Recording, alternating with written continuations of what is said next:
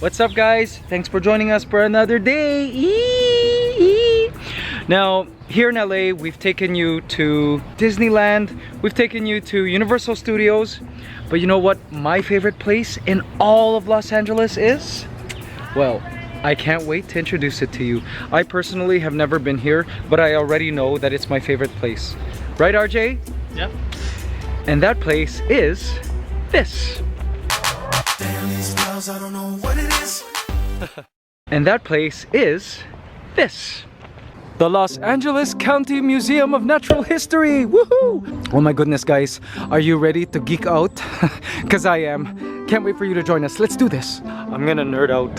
I already know it. And I apologize, guys. Ooh, guys. Wow. Look at these dinosaurs. Is this a T-Rex and Triceratops? Because if it is, they are from the Cretaceous period, which is the final period of the Mesozoic era, some 65 million years ago. Ooh, hippos. Hippos are actually quite dangerous. In movies and stuff, they're cute and all of that, but more people die from hippos than they do of sharks a year.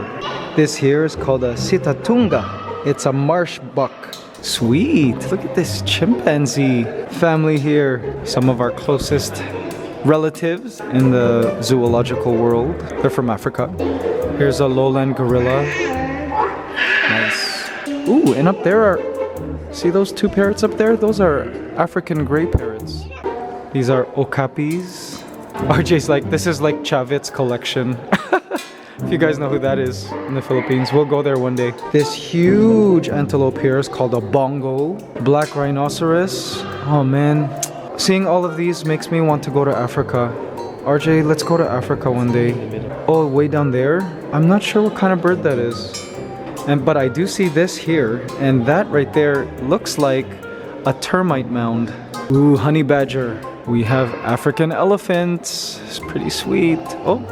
And we've got some buffalo, wildebeest, right? And then I see giraffes. I love how these exhibits incorporate like all kinds of wildlife. Like there are different birds in there, and even some, like you see like a skull right there. And then in our last exhibit, we had a termite mound. We've got a bird's nest up there. I love the attention to detail. Really nice. Wow, look at the size of these greater kudu. Ooh, this is nice. A serval cat. I love their ears. We've got a family of sable antelope. Sweet. We've got hyenas. These things are savage, I swear. They are opportunists, and they're also, well, they're scavengers. Man, those jaws are really, really sharp and powerful. Very important scavengers in Africa. We've got lions. Man, look at them eating the zebra leg. He's eating the unicorn of Africa. Now in the lion society, the females, they're essentially the primary hunters. Males hunt too, but they're not as, I guess, powerful hunters as the females. We've got an ostrich here. Look at all those eggs. I had no idea ostriches laid so many eggs at once. Wow, that's amazing. Now these are some of my favorite antelopes. These are called Oryx. They're gorgeous. Look at those horns. Oh, my boy squad, I wish we could see these in real life. Oh my god, I'm totally geeking out in this place. And so is my boys. I'm cracking. I'm like a teenager again. Ooh, look at these skins, guys. These are all awesome. animals that live in Los Angeles. Oh, these are all native animals. So this is a raccoon. Yeah. And this is a skunk right here. Right. This looks like a bunny, a rabbit of some sort. Yes. A rabbit. And squirrel. And a squirrel. Yeah. Wow. All right, we've moved from Africa to North America. Here we have deer, mountain goat. See that? These guys live like on the cliffs of mountains, and it's crazy how they're able to navigate cliffs that are pretty much vertical. Very, very dangerous territory they live in. We've got coyotes. They're so cute. Caribou. Wow, musk ox. I want to wear a coat made of that fur. Here are bison. See? Love that setup. Wow. And I love this species of tree. I don't know what species of tree that is, but it reminds me of my childhood where I grew up in Toronto. Here are sea lion. Whoa, they're so big. Look how big that male is. That sea lion is huge. It's amazing. These animals, like their ancestor had legs, and then eventually the animal went into water, and you know, over millions of years they evolved into these very specialized designed flippers. But I feel like seals and sea lions are in transition to move towards a more aquatic type animal, like, you know, dolphins and whales.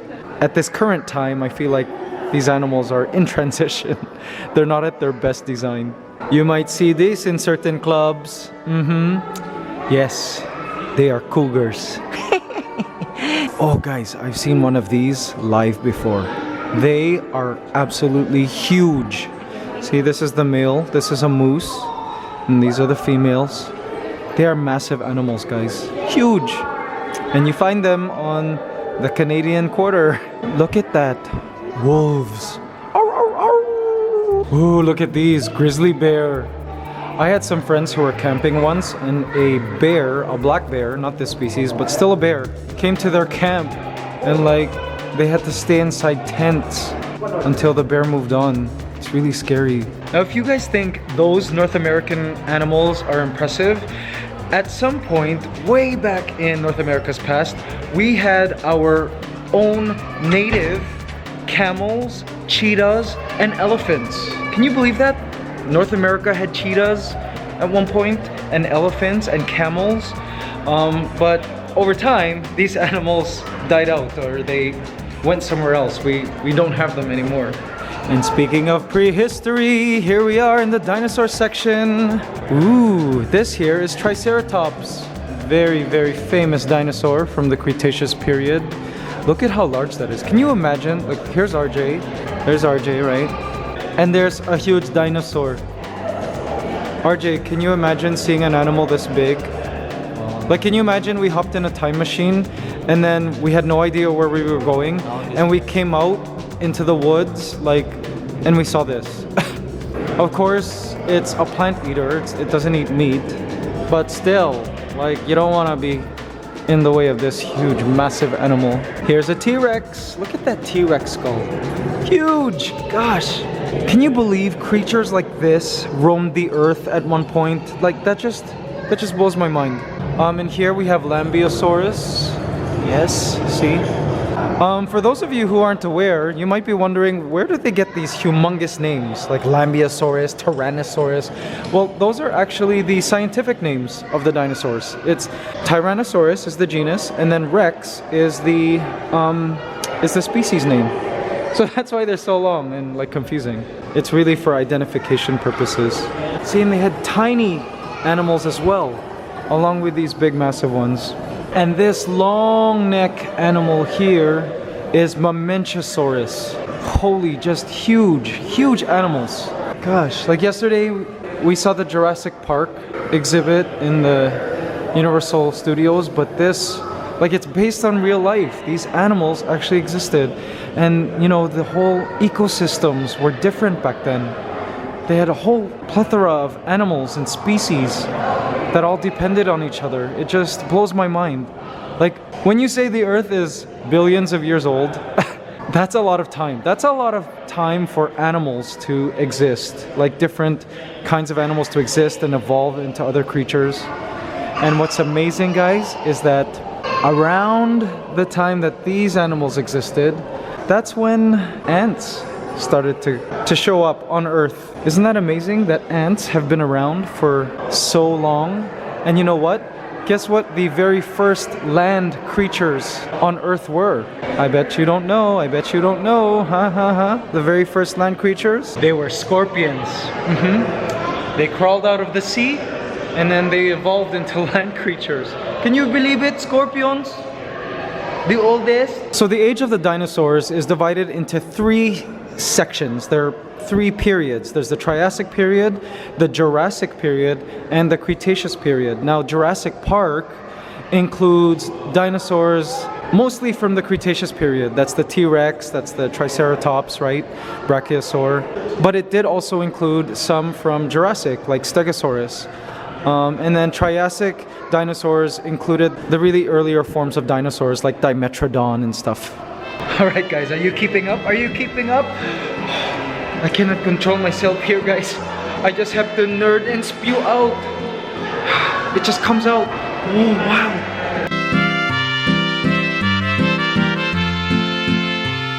Now the challenge with getting fossils is that oftentimes you can't get a full fossil skull. They just get like little fragments like this. And then a lot of the reconstruction is extrapolation, like interpreting how the rest of the skull will be. So see, you can see those little bits and parts. Those are what they will break out of the rock, and then they kind of just guess the rest of the skull, and then see, they put it together. So here's a young T-Rex, like teenager T-Rex, and an adult T-Rex, and then together they piece the other parts. See, like each and every single bone here is not what they would find in the rock. They would just find little parts of it, and then they kind of like add in the missing pieces, and then they create this entire skeletal structure. We got Triceratops, Styracosaurus, and this, I don't know, Dinosaurus, apparently it's called. Interesting. There are different kinds of dinosaurs with this whole plate head system and horn system. So this here looks like Stegosaurus, and this meat eater here, assuming this is Stegosaurus, which is from Jurassic period, then this one is likely Allosaurus, also from the Jurassic period. And let's see here. Yep, Allosaurus and Stegosaurus. Gosh, so epic. So there are several theories as to why dinosaurs disappeared. You know, of course, the popular one is that a comet hit the Earth and it caused a mass extinction. But another, I guess, theory, which is widely accepted, is that dinosaurs like this evolved into birds. You know, eventually it evolved into this ostrich, which we have today. You know, birds and reptiles have a lot in common, bone structure wise, and so they say that it just evolved into birds. I mean, there was more than enough time for them to evolve. We're talking about millions of years. What dinosaur is this? Is this Struthiomimus? Yep. Oh my goodness. Yes, it's Struthiomimus. All right. Oh my goodness, guys. Are you guys keeping up? You keeping up? Sorry. Don't want to lose you guys. Let's move on. RJD, are you enjoying?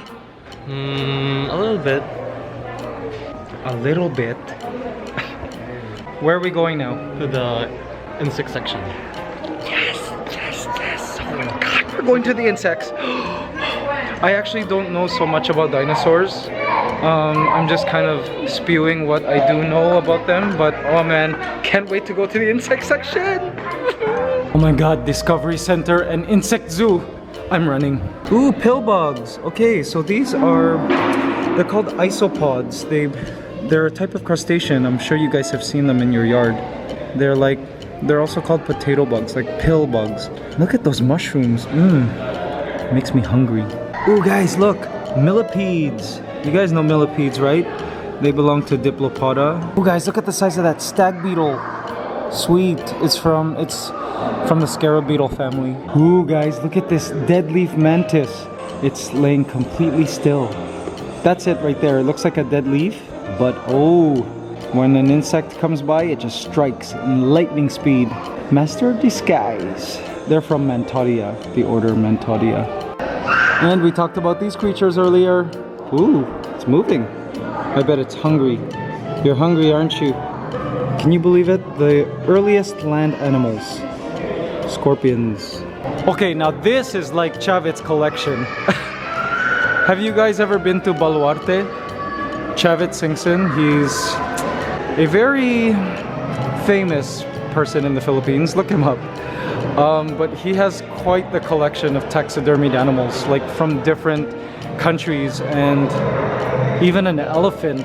Can you believe he shipped in an elephant to Philippines, and rhinoceros and all these other animals he's hunted, and some of them are endangered animals. Here's a green iguana. Iguana, native to South America. I've had these as a kid. They eat vegetables. They're a veggie lizard, but they grow up to like 6 feet long. They're huge lizards. So it said that dinosaurs had like feathers, like, you know, the early stages of feathers. Dinosaurs may have looked like this. Isn't that funny? It's kind of unconventional from what we're used to imagining dinosaurs look like. Is that all they have for insects? I have a bigger insect collection than that. See this, guys, remember what I said about extracting the dino bones? So that piece there is the dino bone that was etched out of the rock, and then they create a cast mold thing because they don't want to put the actual bones on display because, you know, you risk it being damaged and all of that. So what they do is they create these casts of the bones, and then they use that to assemble the dinosaurs on display, and they paint it and all of that. It's just less risky that way. At least they can just store these bones somewhere safe. Oh my goodness, look at all of these birds. Wow. They're scary. Why are you scared of birds? Wow. You know what? Ornithology is really a branch of biology that is just fantastic. I think in another lifetime I was into birds. In my first year of university, I roomed with a bird watcher named David Gale, and I used to love listening to him talk about birds, and his knowledge on birds just blew my mind. It really inspired me. Ooh, hyacinth macaw. Wow. Ooh, I'm liking this section, guys. Awesome. So here it talks about the Argentine ant. So sometimes you'll have ants that invade another country, and this is why we started my GAN project, my ant farming Uber for ants project, because you can't import and export ants to new areas because they might do what this ant did, the Argentine ant, which is invade an area and then displace other ants and totally upset the ecological balance here in US and in other countries. So this ant here has been very destructive. These are harvester ants, and let's see their setup. What the? Oh my gosh, guys, look at this. This is an Ants Canada product. They ordered from us. Wow, I can't believe they're using Ants Canada products. Wow, this is great. The museum ordered from us. This is an Omninest extra large. Wow, I'm happy it's working out for them. This is great. I want to talk to their manager. See, so they've set it up so that our ant farm, oh, I'm so proud, guys. Our ant farm is here, and then the ants are able to leave here and go into the outworld, which is here where they get the food. See, they place the food, and then they bring the food back into the nest, the Ants Canada Omni Nest here. Wow, that's totally amazing, guys. Come check this out. Oh, is that what I think it is? Yes, guys, this here is a black widow spider, and they are native to California. You can find them here. I used to have one in Toronto. I bought it through the spider black market when I was a teenager. I was so stupid. These have a very powerful venom, and they belong to Latrodectus. That's the name of their genus. There are several species of black widow, and they're characterized by a red hourglass shape on their abdomen.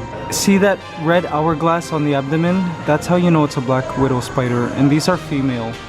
The females are large and round, and the males are really different. They're kind of brownish and small, but it's these females you have to watch out for. They can bite you, and if you get bitten by a black widow spider, you can still survive. I mean, you can go to the hospital and they help you out, but left untreated, it can be really nasty, and yeah, you can die. This is a whole wall of black widow spiders. Wow. Ooh, look at this big guy. Awesome. This here is a red-eared slider turtle. Yeah, you can find them in North America. They make popular pets. I believe the scientific name is Chrysamis scripta. We saw some over in Las Vegas, remember? What the? RJ, wake up! Why are you sleeping? My goodness. I don't like science. You don't like science? What's wrong with you? Science gave birth to you. It's because you're not paying attention. Doesn't like science. Weirdo. Oh guys, check out this rattlesnake. Wow, see? There's the tail. Ooh, butterflies. Lepidoptera is the name of order of butterflies. And my very favorite butterfly is that one right there. It's called a tiger swallowtail. Oh, they're such gorgeous butterflies. And they have gorgeous caterpillars too. Ooh, smell me. This is Sage. Go smell as much of it as possible. Maybe it will wake you up. Go. Ooh, bats. I love bats. Okay, bats belong to an order called Chiroptera. And this particular bat, let's see, what species is this? Okay, big brown bat, native to North America, is from Microchiroptera. It's like a suborder, I guess, of smaller bats. In the Philippines, we have Megachiroptera, which are like the fruit bats, which are really, really big. Okay, we're here now waiting for RJ's tita to come meet us before we move to our next place, which is what? The Science Museum. All right, more science. RJ was saying earlier, what were you saying earlier that got us talking? Well, I asked you if dinosaurs are real. Yeah. If they really existed. Yeah. And you know what's funny? A lot of people still question whether dinosaurs exist, despite all of the evidence. And of course dinosaurs existed. There's like bones and so much. Actually, what we have now is only a glimpse of the kind of life that existed on this earth before. And then one of the things that I pointed out to RJ was that, like, considering since the birth of Earth, since Earth first started, life itself is generally a newcomer. But if we look at since the beginning of life, humans, my goodness, we're newbies. We just came on this earth. We've been around for what, humans? I think they assume it's like under 1 million years humans have been around, or hundreds of thousands of years, something like that. And civilized humans even less than that. So yeah. I skipped most of my science classes, so... Yeah, well, you weren't paying attention. Science is amazing. So yeah, of course dinosaurs existed. And even before we were around, there's been a huge plethora, ages, periods of millions and millions and millions of years where the animals on Earth kept changing, like new animals were being created and animals died out. And it's just, we're really newcomers. We humans think we've conquered the Earth. Well, to me, no. Like, there have been so many life forms on this earth before us. Many, many, many. And places like this Natural Museum are great at reminding us that, you know, we shared this planet with so many life forms before us. It's mind-boggling. Sorry, just an insert. I meant not Dimetrodon. Dimetrodon is from Permian, the really earlier forms of dinosaurs like Dimetrodon and stuff. So sorry. Did you guys see that? See that up there? That is a hawk. From here to wow. Love it. Amazing. See? We're here at the Rose Garden, and joining us is Tita Antoinette. Do you like roses? Of course, I love it. All right. Are you gonna give me one? Yes, of course. Hey, that's illegal. It's illegal. I can't pick it. I give you this one, but still on the plant. It lasts longer. This is for you. All right, the California Science Center. Woohoo! Okay, here we're going into a section called World of Life. Let's see what this is about. The cells inside. Wow, cells coming together. Viruses. Oh, awesome. Okay, cool. So this is what a virus looks like, guys. Fungus. And then we have protists, which are single-celled organisms. Wow, guys, look. This is a termite farm. Wow, those are living termites there. Okay, well, this exhibit is called Many Animals Depend on Microbes Living Inside Them to Help Digest Food. So I'm assuming this is about the microbiota that exist in their digestive system that help them digest cellulose, which is found in wood. We humans don't have that microbiota to help us digest cellulose and wood, but termites do. And it allows them to really break down and gain nutrients from cellulose. This is amazing. Wow. Animals that eat wood, very important decomposers. Now, termites belong to the order Isoptera. They're actually not closely related to ants. Ants belong to the same order as bees and wasps, but these termites are also social. They're eusocial insects, and they evolved convergently with ants. Like they became similar types of animals. Oh, so cute, gerbils. I think RJ found his favorite exhibit. A man holding an apple. RJ, that's you. Now what's this about? Oh, it's the digestive system. Okay. Ew, and then it comes out. What? Salamander. Of course I know what a salamander is. Ooh. Oh, that's a Mexican salamander. I think another name for it is oxyotl. It's a type of amphibian. Oh, awesome! Guys, you know what this is? This is Gramphadorina portentosa. These are Madagascar hissing cockroaches. All my ants would love this. See them? Those are babies. These are found in the jungles of Madagascar. They eat decaying plants, fruit, they eat anything actually. And I remember doing a case study, a report, when I was doing a course in environmental studies. These actually eat newspaper soaked in juice. So that was my project. Wow guys, look at the size of this cicada. I'm sure these are so noisy in Malaysia where they're from. And look at this, an elephant beetle. Again, these beetles here all belong to the scarab beetle family. They're big, right?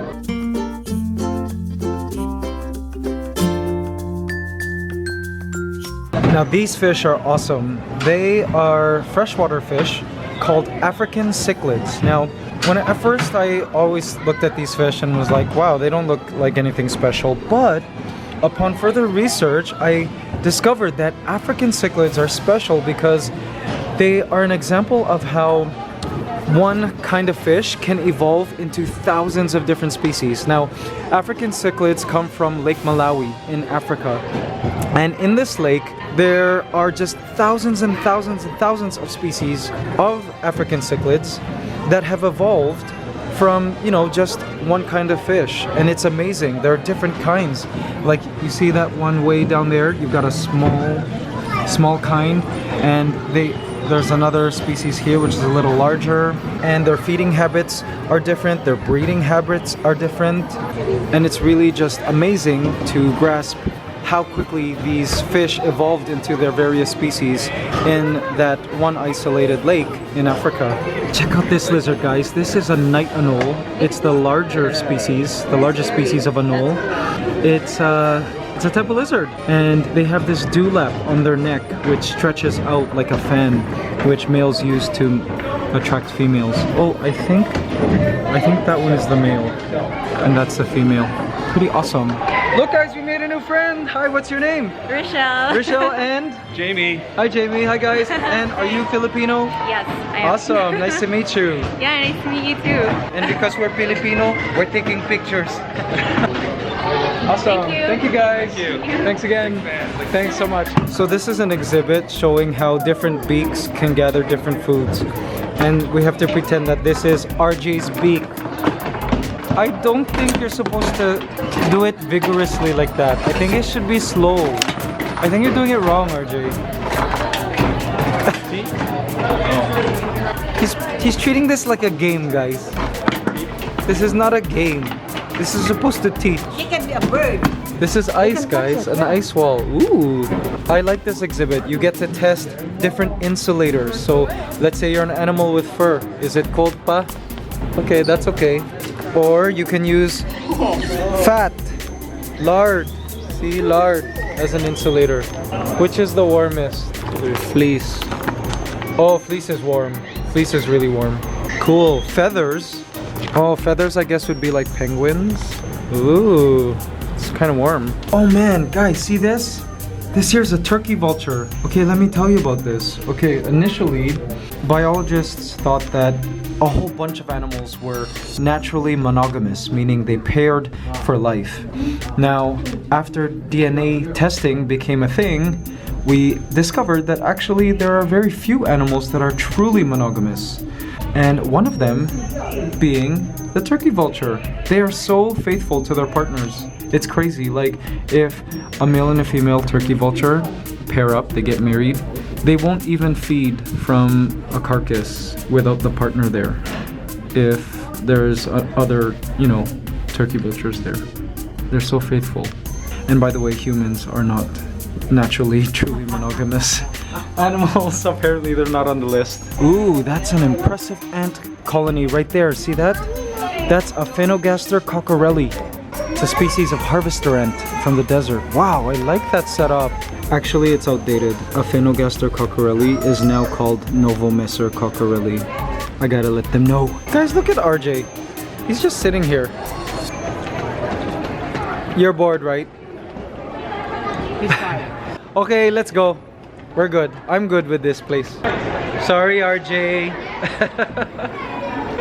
It's just so fascinating. There's so much cool stuff here. This is not my thing. Wow. Wow, this is amazing, guys. This is supposed to represent a tide pool. Wow, this is a tide pool simulator. Like, you know, the coastal areas. This is amazing. I wish I could have this in my house or backyard. Fantastic. And look, see that thing there? That's supposed to generate the waves. Wow. Unbelievable. See all that? All the kelp and the fish? Amazing. Wow, see the sea anemone they have there? And then if you look way down there, you'll see a lobster way down there. Let's see if we can get a better look at it from this angle. Hidden there in the kelp. See it? See it? These are Awesome. This here is like the ultimate saltwater tank ever. See that? See all those live creatures? Wow. Unbelievable. There's another lobster there. Okay. Now we're going for real. Sorry. Wow. My goodness, this is just beautiful. It's gorgeous. Oh, look at them school. It's just unreal and beautiful. I love fish. Looks like we made a new friend here. Yes. Hi, what's your name? Jacqueline. Jacqueline. And are you from Los Angeles? I'm from here, yes. Awesome. Well, it's a pleasure to meet you. Very nice to meet you. Because we're Filipino, we're taking pictures. Mabuhay. Mabuhay. All right. All right. Thank you. You were so talented. Oh, thank you so much. Thank you. I appreciate that a lot. She's the best. Whoa, guys. This is crazy. Look at this. This is what they launch into space. Look how big this thing is. Wow. Guys, that thing is massive. Imagine riding that into space. That's incredible. Crazy technology. Wow, guys, check this out. This is from one of the main engines of the space shuttle, and it runs on liquid hydrogen and liquid oxygen. Unbelievable. Oh my gosh, guys. RJ and I just found the coolest thing to do here. This is gonna be so fun. Guys, check this out. I'm riding the high wire on a bike. Oh, this is gonna be so fun. Kind of dangerous. You can do it. Are you scared? Holy, it wobbles. Oh.